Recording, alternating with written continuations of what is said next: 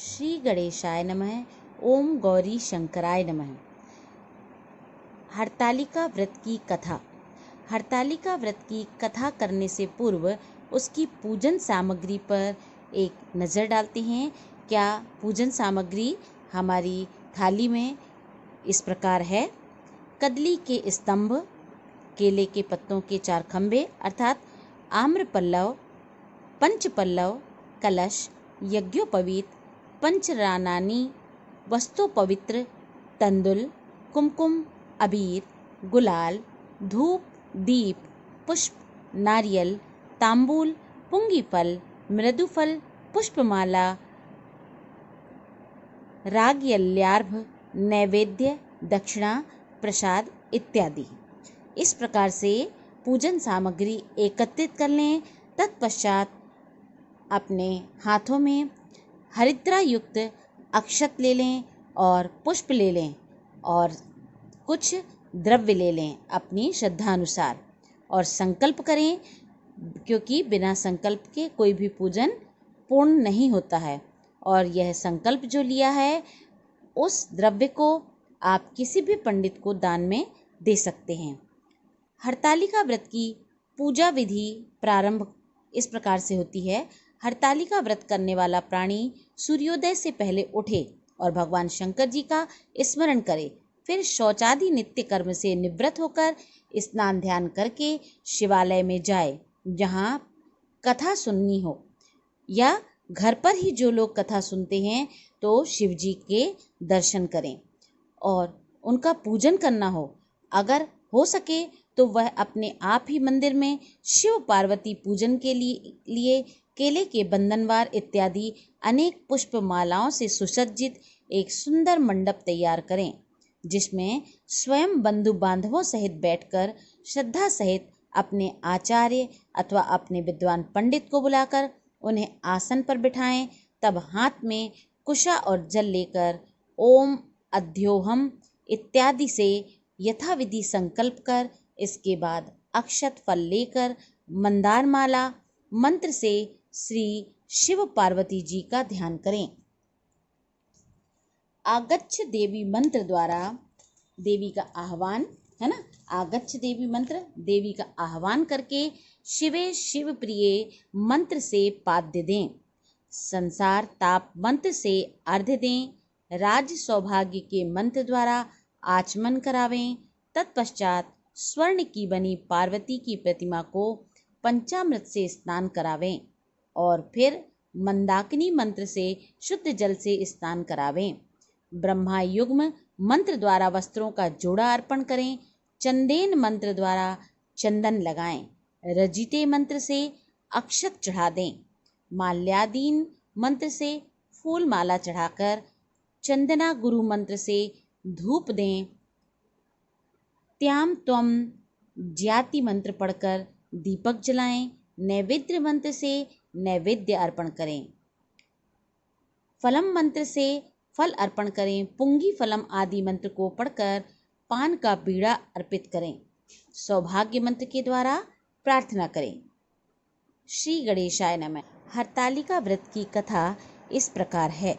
जिसके केश राशि पर मंदार के पुष्प की माला शोभा देती है, जिस भगवान चंद्रशेखर के कंठ में मुंडों की मालाएं पड़ी हुई हैं, जो पार्वती माता दिव्य वस्त्रों से भगवान शंकर दिगंबर वेश धारण किए हैं, उन दोनों भगवती तथा शंकर जी को नमस्कार करती हूँ। कैलाश पर्वत के शिखर पर माता पार्वती ने महादेव से पूछा, हे महादेव, हमसे आप गुप्त से गुप्त वार्ता कहिए, जो सबके लिए सब धर्मों से सरल हो अथवा महान फल देने वाली हो। हे नाथ, अब आप हमसे भली भांति प्रसन्न होकर आप मेरे सम्मुख प्रकट कीजिए। हे नाथ, यदि मन और अंतः से रहित हैं, आपकी माया का कोई पार नहीं। अब हम आपको किस प्रकार से प्राप्त करें और कौन कौन से दान पुण्य फल से आप हमें वर के रूप में मिलें। तब महादेव जी बोले, हे देवी सुनो, मैं उस व्रत को आपके समक्ष कहता हूँ जो परम गुप्त व्रत है, मेरा सर्वस्व है। जैसे तारागणों में चंद्रमा, ग्रहों में सूर्य, वर्णों में ब्राह्मण और देवताओं में गंगा, पुराणों में महाभारत, वेदों में शाम, इंद्रियों में मन श्रेष्ठ है, वैसे ही पुराण वेद में इसका वर्णन आया है, जिसके प्रभाव से तुमको मेरा आसन प्राप्त हुआ। हे प्रिय, यही मैं तुमसे वर्णन करता हूँ। अब सुनो। भादो मास के शुक्ल पक्ष को हस्त नक्षत्र तृतीया तीज के दिन को इस व्रत का अनुष्ठान करने से सब पापों का नाश हो जाता है। हे देवी सुनो, तुमने पहले हिमालय पर्वत पर इस व्रत को किया था, जो मैं तुमको सुनाता हूँ। पार्वती जी बोली, हे प्रभु, इस व्रत को मैंने किस लिए किया था, यह भी सुनने की इच्छा है, सो कहिए।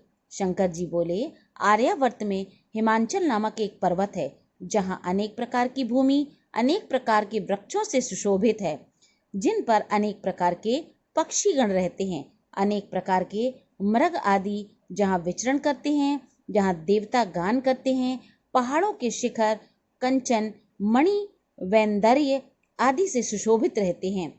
वह गिरिराज आकाश को अपना मित्र जान करके अपने शिखर रूपी हाथ से छूता रहता है, जो सदैव बर्फ से ढका हुआ है। गंगा जी की कलकल ध्वनि से शब्दायमान रखते हैं। हे गिरजे, तुमने बाल्यकाल में इसी स्थान पर तप किया था। 12 साल नीचे को मुख करके धूम्रपान किया था। तब तक 64 वर्ष तुमने बेल के पत्ते भोजन करके ही तप किया।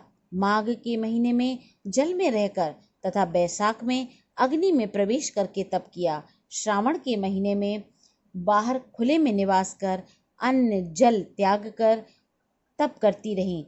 तुम्हारे कष्ट को देख तुम्हारे पिता को चिंता हुई। वे चिंतातुर होकर सोचने लगे कि मैं इस कन्या को किसके साथ वरण करूं। तब इस अवसर पर देवयोग से ब्रह्मा जी के पुत्र देवर्षि नारद जी वहां पधारे। देवर्षि नारद जी ने तुमको देखा तो तुम्हारे पिता हिमांचल ने देवर्षि को अद्य पदम आसन देकर सम्मान सहित बिठाया और कहा, हे मुनिवर, आज आपने यहाँ तक आने का कष्ट कैसे किया। आज मेरा अहोभाग्य है कि आपका शुभागमन यहाँ पर हुआ है। कहिए क्या आज्ञा है। तब नारद जी बोले, हे गिरिराज, मैं विष्णु का भेजा हुआ आया हूँ। तुम मेरी बात सुनो।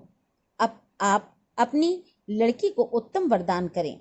ब्रह्मा इंद्र शिव आदि देवताओं में विष्णु के समान कोई भी नहीं है, इसलिए तुम मेरे मत से आप अपनी पुत्री का दान विष्णु भगवान को दें।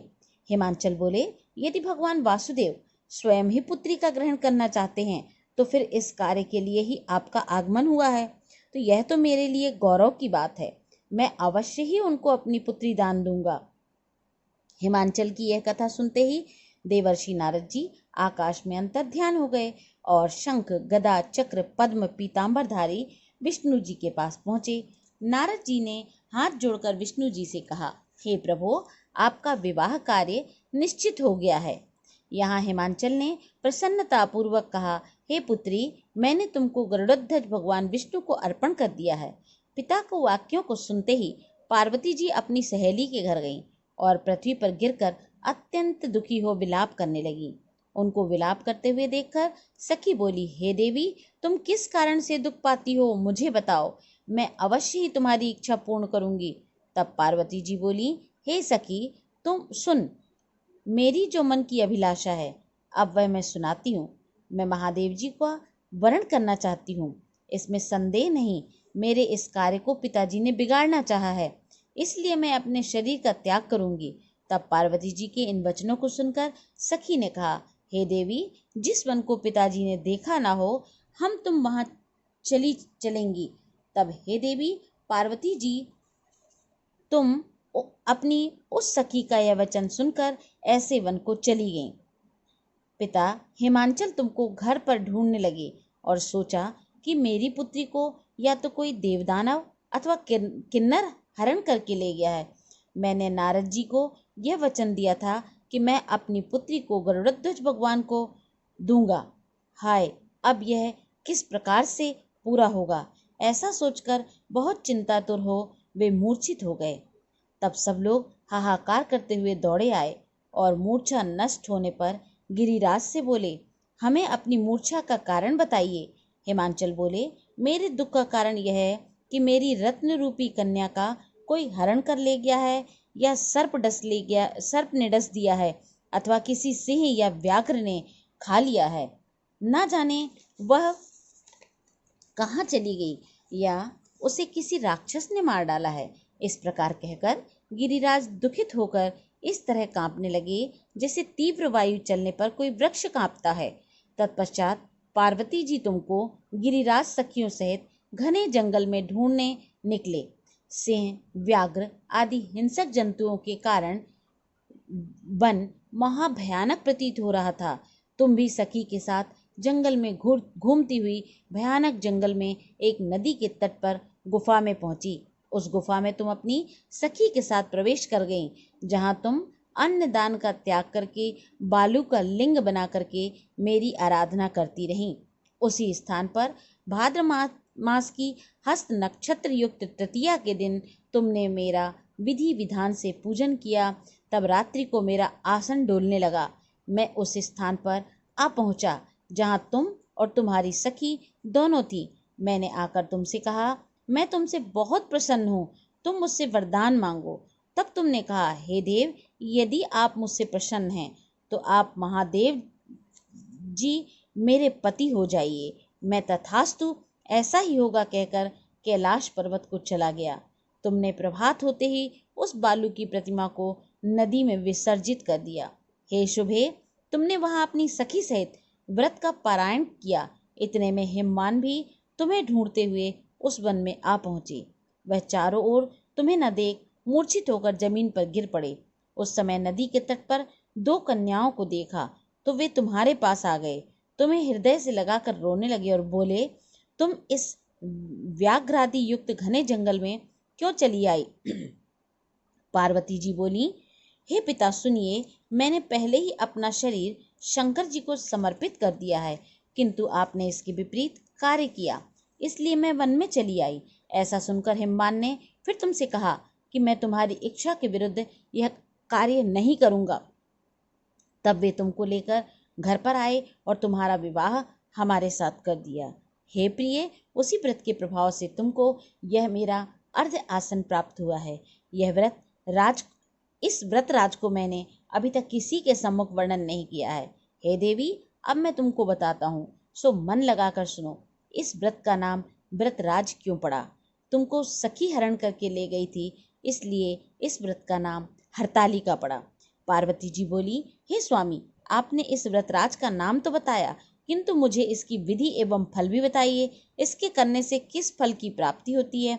तब शंकर जी बोले, हे पार्वती, स्त्री जाति के अति उत्तम व्रत की विधि सुनिए। सौभाग्य की इच्छा रखने वाली स्त्री इस व्रत को विधि पूर्वक करे। उसमें केले के खम्भों से मंडप बनाकर बंधन वारों से सुशोभित करे। उसमें विविध रंगों से रेशमी वस्त्र की चांदनी तान देवे। फिर चंदन आदि सुगंधित द्रव्यों से लेपन करके स्त्रियां एकत्र हों, शंख भेर की मृदंग बजावें। विधि पूर्वक मंगलाचार करके गौरा और शंकर स्वर्ण निर्मित प्रतिमा को स्थापित करें। फिर शिवजी व पार्वती जी का गंध, धूप, दीप, पुष्प आदि से विधि सहित पूजन कर अनेक प्रकार के नैवेद्य का भोग लगावें और रात को जागरण करें। नारियल, सुपारी, जंभीरी, नींबू, लौंग, अनार, नारंगी आदि फलों को एकत्रित करके धूप, दीप आदि मंत्रों द्वारा पूजन करें। फिर मंत्रों का उच्चारण करें। शिवाय से लेकर ओम यास तक के मंत्रों में प्रार्थना कर। अब प्रार्थना मंत्रार्थ है, कल्याण स्वरूप शिव है, मंगल रूप महेश्वरा, हे शिवे, आप हमें सब कामनाओं को देने वाली देवी, कल्याण रूपे तुमको नमस्कार है। कल्याण स्वरूप माता पार्वती जी, हम आपको नमस्कार करते हैं और श्री शंकर जी को सदैव ही नमस्कार करते हैं। ब्रह्म जगत की पालन करने वाली माता जी, आपको नमस्कार है। हे सिंहवाहिनी, सांसारिक भय से व्याकुल हो मेरी रक्षा करें। हे महेश्वरी, मैंने इसी अभिलाषा से आपका पूजन किया है। हे पार्वती माता, आप हमारे ऊपर प्रसन्न होकर मुझे और सुख और सौभाग्य प्रदान कीजिए। इस प्रकार मंत्रों द्वारा उमा सहित शंकर जी का पूजन करें तथा विधि विधान सहित कथा सुनकर गौ, वस्त्र तथा आभूषण ब्राह्मणों को दान करें। इस प्रकार से पति तथा पत्नी दोनों को एकाग्र चित्त होकर पूजन करें। वस्त्र आभूषण आदि संकल्प द्वारा ब्राह्मण को दक्षिणा दें। हे देवी, इस व्रत को करने वाले के सभी पाप नष्ट हो जाते हैं। फिर वह 7 जन्म तक राज्य, सुख और सौभाग्य को भोगती है। जो स्त्री इस तृतीया के दिन अन्न का आहार करती है, व्रत को नहीं करती, वह 7 जन्म तक बंध्या एवं विधवा होती है। जो स्त्री इस व्रत को नहीं करती, वह धन और पुत्र के शोक से अधिक दुख को भोगती है तथा वह घोर नरक में जाकर कष्ट पाती है। इस दिन अन्न आहार करने वाली शुक्री होती है, फल खाने वाली बानरी होती है, जल पीने वाली टिटहरी और शरबत पीने वाली जोंक, दूध पीने वाली सांपनी, मांस खाने वाली बाघनी, दही खाने वाली बिलारी, मिठाई खाने वाली चींटी, सब चीजें खाने वाली मक्खी का जन्म लेती है। सोने वाली अजगरी और पति को धोखा देने वाली मुर्गी का जन्म पाती है।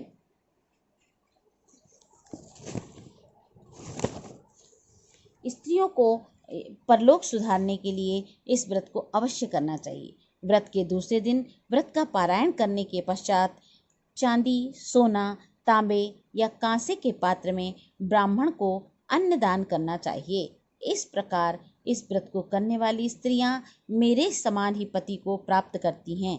मृत्यु काल में पार्वती जी जैसे रूप को प्राप्त करती हैं। जीवन सांसारिक सुख को भोग कर परलोक में मुक्ति पाती हैं। हजारों अश्वमेघ और वाजपेयी यज्ञों के करने से जो फल प्राप्त होता है, वही मनुष्य को इस कथा को सुनने से प्राप्त होता है। हे देवी, मैंने तुम्हारे सम्मुख यह सब व्रतों में उत्तम व्रत का वर्णन किया है। इसके करने से मनुष्यों के समस्त पापों का नाश हो जाता है। इति श्री हरतालिका व्रत कथा समाप्त।